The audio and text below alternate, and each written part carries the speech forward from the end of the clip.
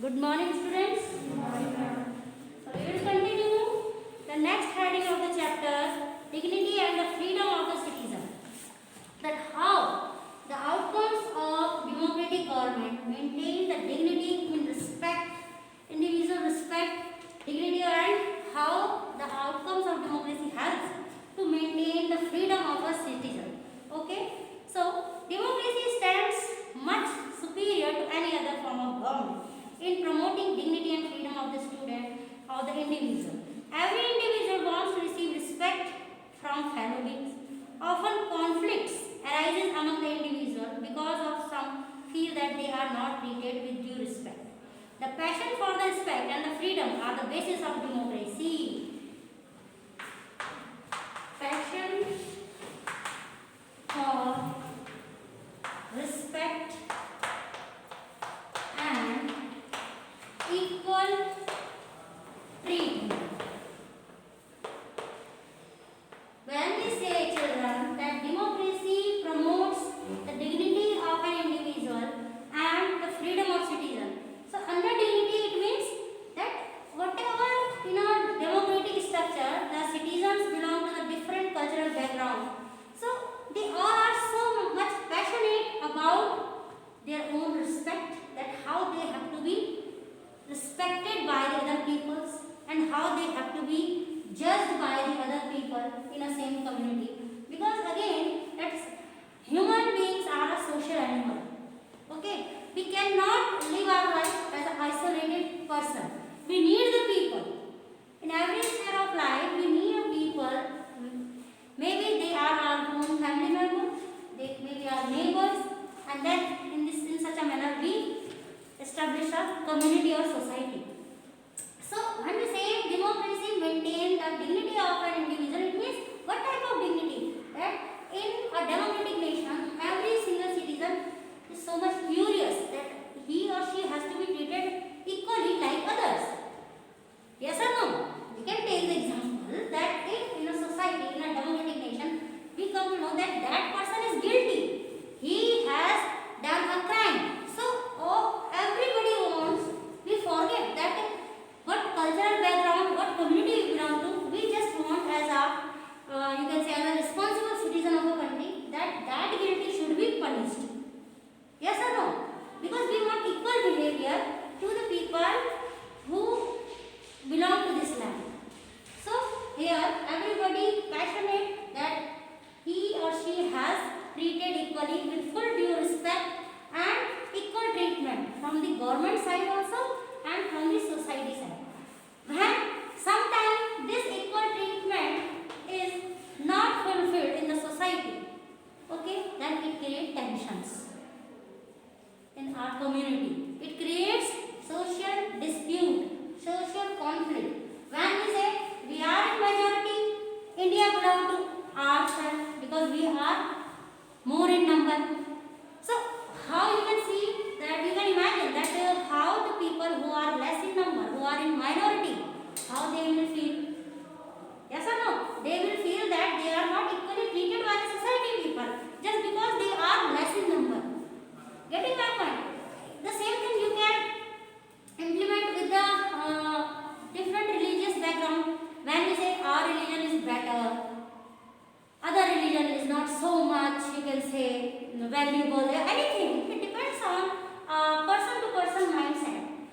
So the sense is that when we are saying that democracy's outcome is to maintain the dignity and the freedom of citizen, that under dignity always remember that everybody, every single citizen of society, belonging to the different beliefs, belonging to the different cultural background, belonging to the different economical background, they must be treated equally. They are treated equally from the government side, as they are giving the welfare scheme to all people of India. But at the same time, as a social human being, we also want in our society also, we all should be treated, respected equally like other people. There shouldn't be a segregation in terms of giving respect. Because when we give respect, we earn respect.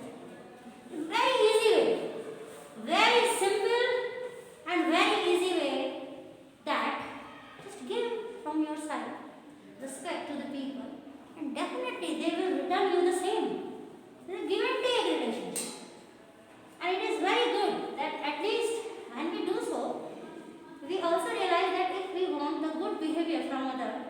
don't we start from our side? It is the outcome of democracy. Now the freedom. How the freedom? That you can see democracy throughout the world have recognized this, at least in principle. This has been achieved in various degrees in various democracies. For societies which have been built for the long on the basis of subordination and domination, it is not a simple matter to recognize that all individuals are equal under that. Yes. As you can see that you can take your own country example that we were slaves in our own motherland for 200 years. 1 year 365 days and 200 years continuously we were treated differently. Okay, we were treated as a outsider in our own country by the Britishers. So we don't know.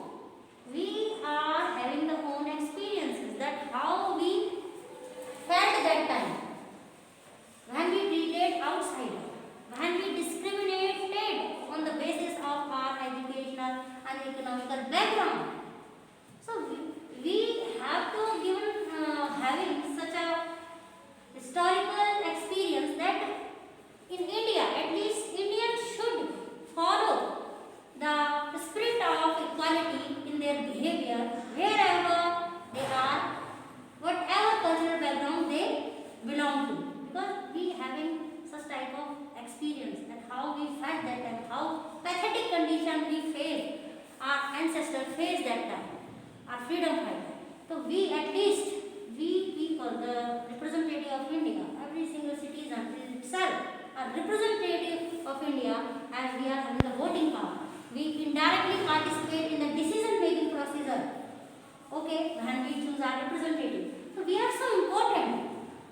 The need is that you have to recognize yourself not merely a citizen. You have to recognize yourself that up to the age of 18 and after that you will be counted as valuable citizen, that you are taking part in the decision making process indirectly and you giving your vote. Yes or no? So here the need to recognize yourself as an important citizen, as a valuable citizen, and for that you must be informed that what is going on around us in your country, either in politics, either in economic field. You have to be an informed citizen. So first of all, remember that every single individual is liable that he or she should be having equal respect and equal treatment from every section of the society. Okay. Next, and if we see that autocratic rule, there is the autocratic rule is established on the basis of segregation of the society. You have in history studied in 9th class, first estate, second estate, and the third estate people. They all people are like each other. They also are having the same ears, same eyes, same body structure, same skin color. Maybe they may be different in the skin color, but at least they also counted as a human being. Okay, and how they were segregated on the basis of economic condition, which was not fruitful. That's why there was a French Revolution. That segregation of society becomes a cause of revolution. You can imagine that how dangerous this unequal treatment in the society. How dangerous, how we can say destructive. It can seem that it is very simple. If two communities is just criticizing to each other, they are just they are having their superiority complex. Okay, that they are better and they are different in their thinking. So you can see that a small conflict, a small dispute or conflict which arises on the basis of religious belief or the religious background can become a cause of communal right.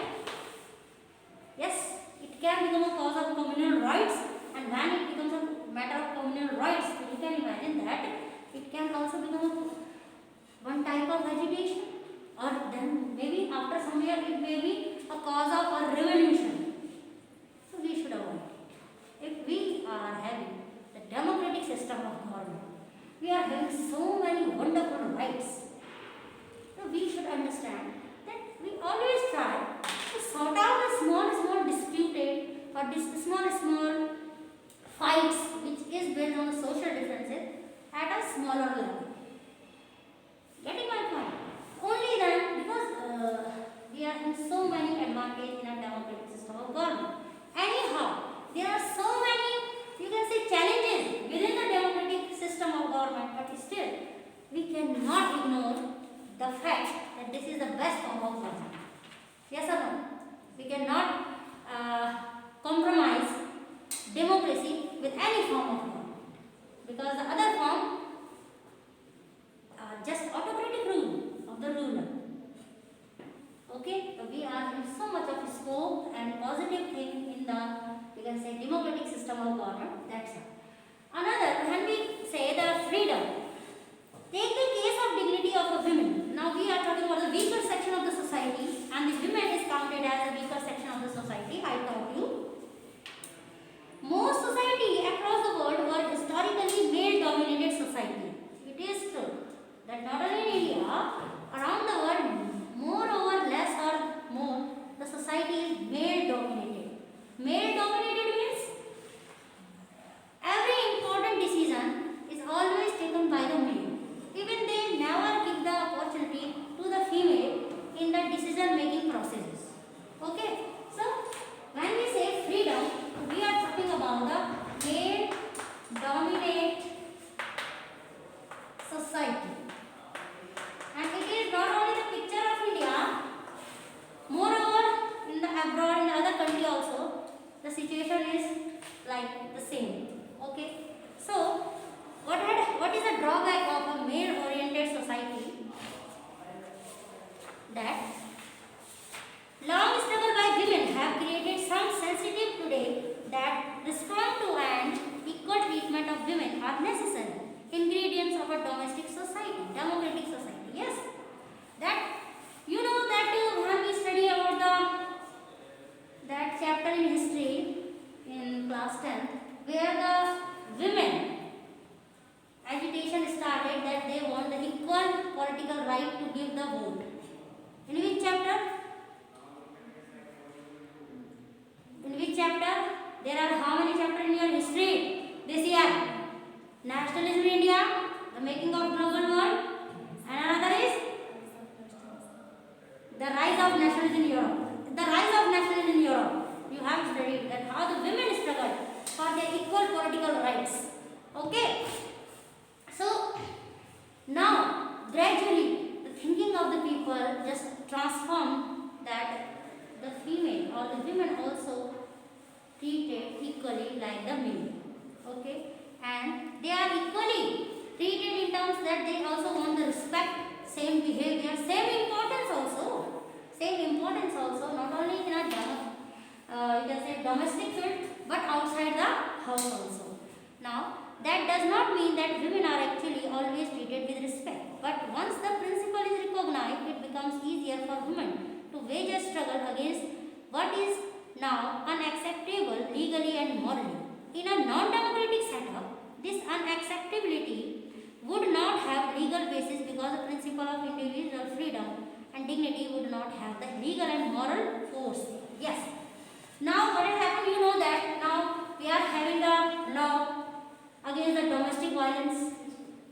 So when the sense is that when a law came into force in the favor of the weaker section of the society, as it may be against the domestic violence, it may be the 30% reservation in the government opportunity for girls, it may be the 30% reservation in the political field also as a representative, they can raise their hand as a candidate. So when it becomes a law, it becomes more acceptable, because now the male-dominated society, remember that if they will do any misbehave or any type of illegal things with the women, then they can file a case. The legal power, it is happen only in democratic system of government, where they preserve the freedom of weaker section of the society also. It means here we are taking the example of women. When we are legally secure, then the other person also think. But when we actually legally secure, if we are informed. If we are not informed, then our life will be again the male dominated society, and then they will, you can say, exploit us. So this legal authority for securing the dignity and the freedom of the women we cannot imagine in the non-democratic nation. True or false? True, 100% true, that if we will not support the democratic system of government, we cannot hope that legally our women or the girl will be secured against so many any type of exploitation. Exploitation in domestic field also. In domestic field also, the girls or the women get exploited mentally and physically. That's why this law has came into force. That it should be in a legal manner that our women or the girl child should be safe and secure. So there are so many, we can say, law which are in the favor of the security of a women and the girl child. Okay. The need is only that you have to be informed enough. Next, in a non-democratic setup, this unacceptability would not have any legal basis because the principle of individual freedom and dignity would not have any legal and moral force. Now, the same is true of caste inequality. First, we have talked about the women freedom. Now, we are talking about the caste inequality because we are talking about the freedom and the dignity. Any type of discrimination is always leads to the destruction of the society. Remember, any type of discrimination. But you need to understand the discrimination itself. It is not discrimination when we are checking your sheets. How you have written, you are getting the marks. It is not discrimination that one student is having 70 plus and another is having 80 plus. It depends on his or her candidate. Discrimination that the different thing. When we insult, when we assume the people different just because they don't belong to our own community or our own religion, or they are not equal to our economical background. That's why around the world, in any institution, in any academic school, there is a uniform code for the student and the employees also. Yes or no?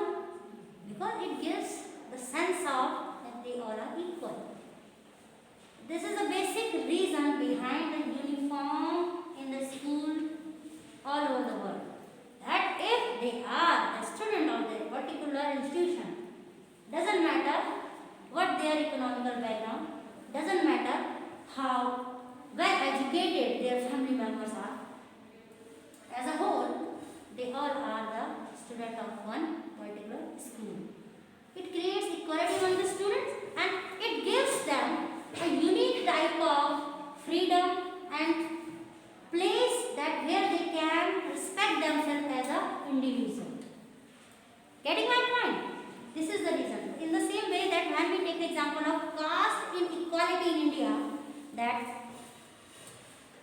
the same is true of the case of inequality. Democracy in India has strengthened the claims of the disadvantaged and discriminate caste for equal status and equal opportunity. There are instances still of caste-based inequality and atrocities, but these lack the moral and legal foundation. Perhaps it is the recognition that makes ordinary citizens value their democratic rights. Expectation from democracy also function as a criteria for judging any democratic country.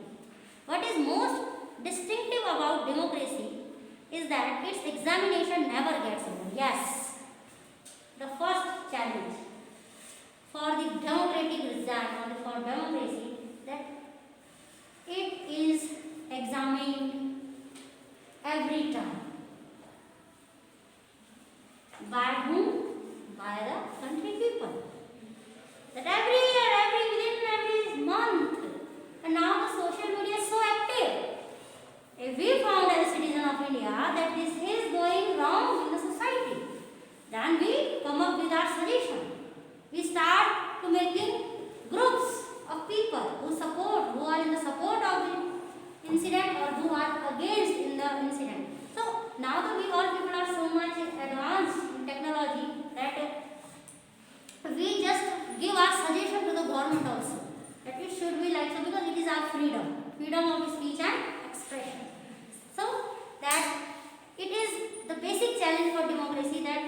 examined time to time by the people.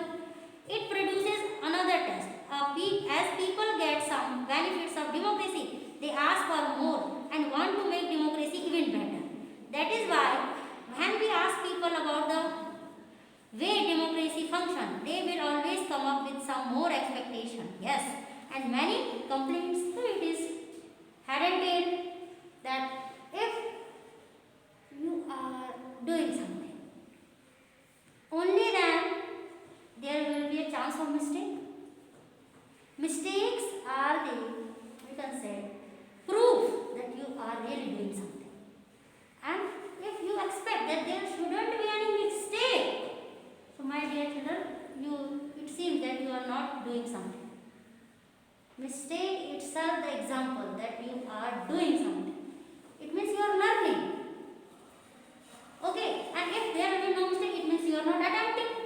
So what is harmful?